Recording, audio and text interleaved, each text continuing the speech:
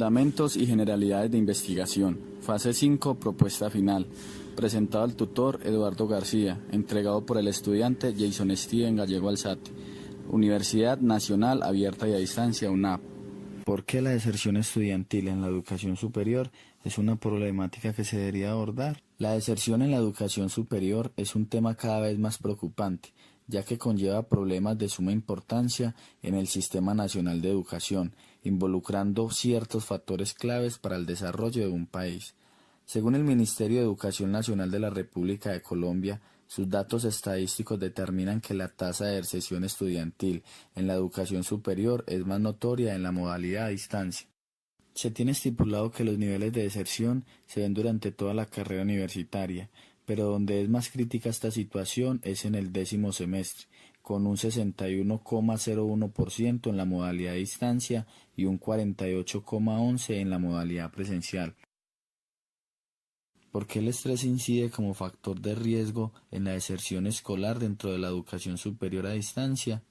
Si relacionamos los datos antes suministrados por el Ministerio de Educación, vemos que uno de los factores que se deben abordar en la deserción estudiantil en la modalidad a distancia es el estrés.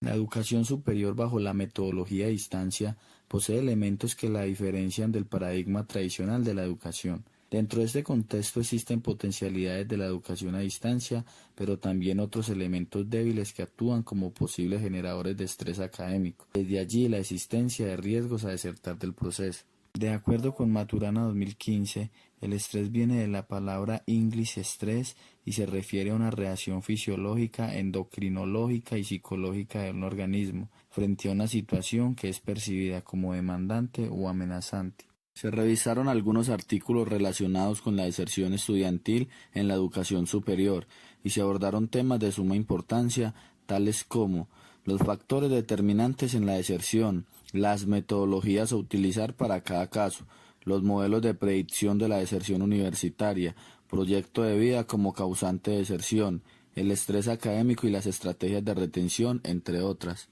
Para llegar a las conclusiones, los autores realizaron estudios en universidades colombianas y mexicanas, con estudiantes y docentes tanto de educación superior con modalidad a distancia y educación superior en modalidad presencial.